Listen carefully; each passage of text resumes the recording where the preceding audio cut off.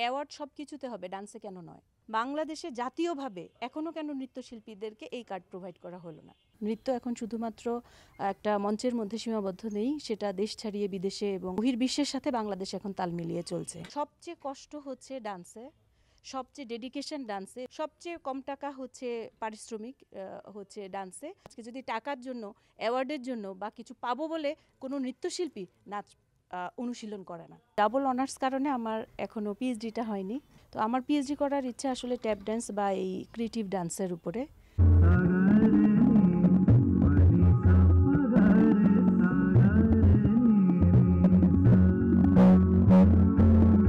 যারা অর্গানাইজার না তারা দিচ্ছে না। অ্যাওয়ার্ড সব কিছুতে হবে, ডান্সে কেন নয়? এই প্রশ্নের অ্যান্সারটা যেদিন পাওয়া যাবে সেদিন দেখবেন প্রচুর নৃত্যশিল্পী আছে যারা শুধু অ্যাওয়ার্ড না, আমাদের শুধু দেশ না, বহির্বিশ্বেও তারা মানে তার অঙ্গনে অনেক বড় তারা হচ্ছে অবদান রাখতে সক্ষম হচ্ছে। ধরেন প্রত্যেকটা জার্নালিস্ট থেকে শুরু করে, ফিল্ম থেকে শুরু করে, মিউজিক থেকে নির্মাতা, তারপর সহ যে নির্মাতা, তারপরে সহ পরিচালক, অ্যাড সবেতে দেওয়া হয়, নৃত্যশিল্পী কেন দেওয়া হয় না? এখন পাচ্ছি না কথাটা ঠিক নয়। আমরা ডেফিনেটলি আমরা চাইবো সিনিয়র থেকে আসা। একদম স্বাধীনতা তো উত্তর বাংলাদেশে যে যেরকম চলচ্চিত্র নির্মাতা ছিলেন একটা, তখন আরেকটা আমি এটার সাথে আরেকটা বলি, এই যে ফিল্ম যারা করেন ওনাদের একটা সংসদ আছে বা বাংলাদেশে ফিল্ম ডেভেলপমেন্ট বোর্ড আছে বা তাদের সার্টিফিকেট ছাড়া ওখানে হয় না, সবই ঠিক আছে। ওনাদের কিন্তু একটা কার্ডও আছে যেটা দিয়ে হেলথের তারা ইন্স্যুরেন্স পান 50%। তারা যে কোনো ধরেন লাউঞ্জেও বা দেশের বাইরে যেতে গেলে ওই কার্ডে তারা একটা ফ্যাসিলিটিস পান আর্টিস্ট হিসেবে।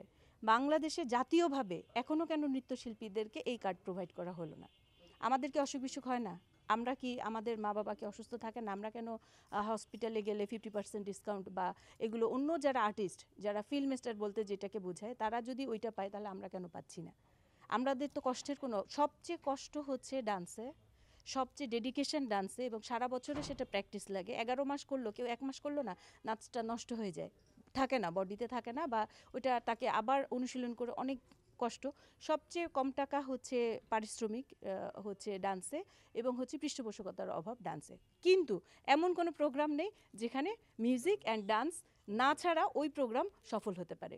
যে ভ্যানালা সাউন্ড বক্স টেনে নিয়ে যায়, কার্পেট বিছিয়ে দেয়, স্টেজ করে, সাউন্ড লাইট যারা করেন তাদেরও পেমেন্ট হয়। শুধু আর্টিস্টের বেলায় সব স্পন্সর বলেন এইটা একটুখানি ম্যানেজ করো, আমরা কিন্তু ম্যানেজ করে এই পর্যন্ত এসেছি। আজকে যদি টাকার জন্য, অ্যাওয়ার্ডের জন্য বা কিছু পাবো বলে কোনো নৃত্যশিল্পী নাচ অনুশীলন করে না। আমরা শুধু নাচটাকে ভালোবাসি, আমাদের কিছু চাহিদা নেই, আমরা শুধু নাচ করতে চেয়েছি, বাস, আর কিছু না। প্রথমত বলবো আমার নৃত্যের হাতে খড়ি উনি হচ্ছে খুলনাতে শহীদ আলতাফ মাহমুদ সংগীত ভবন খুলনা উদীচিতে ছিলেন মোস্তাক সেলিম পপলু স্যার। পরবর্তীতে আমি ঢাকায় আসি, শিবলি মোহাম্মদ এবং শামিমারা নিপার আপা ওনারা আমার গুরুজি, এবং আমি যখন আইসিসিআর স্কলারশিপে রবীন্দ্র ভারতীতে পড়াশোনা করেছি আমার গুরুজি শ্রী সন্দীপ মল্লিক স্যার। এবং পরবর্তীতে আমি first class first gold medalist, আমার ডাবল অনার্স, এবং আমি জাহাঙ্গীরনগর বিশ্ববিদ্যালয়ে আরবান অ্যান্ড রিজনাল প্ল্যানিংয়ে আমি অনার্স পড়েছি। আইসিসিআর স্কলারশিপে আবার নৃত্যকলা বিভাগ থেকে আমি অনার্স এবং মাস্টার্স করেছি, first class first gold medalist, এবং 2014 সালে আমি নৃত্যকলা বিভাগে আমি শিক্ষক হিসেবে আমি অংশগ্রহণ করি। কাজের পরিধিটা হলো এই ডাবল অনার্স কারণে আমার এখনও পিএইচডিটা হয়নি।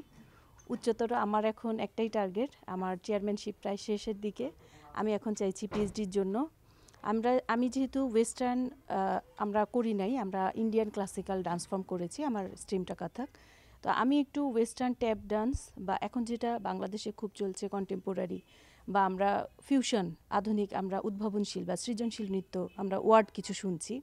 তো আমার পিএইচডি করার ইচ্ছা আসলে ট্যাপ ডান্স বা এই ক্রিয়েটিভ ডান্সের উপরে, এবং সেটা ওয়েস্টার্ন যে কোনো কান্ট্রিতে হতে পারে। তো হয় কি, একটা পিএইচডি করা মানে কিন্তু একটা মানে বিশাল একটা মানে যেমন সময়টা অনেক বেশি, জ্ঞানের পরিধিও অনেক বেশি থাকে।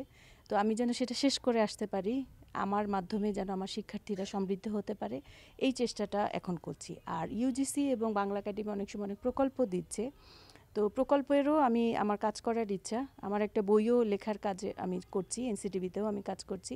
তো আমি যেটা প্রথমেই বললাম যে এগুলো এক একটা কাজের মাত্রা। নৃত্য এখন শুধুমাত্র একটা মঞ্চের মধ্যে সীমাবদ্ধ নেই, সেটা দেশ ছাড়িয়ে বিদেশে এবং বহির্বিশ্বে এটা সব বহির্বিশ্বের সাথে বাংলাদেশ এখন তাল মিলিয়ে চলছে।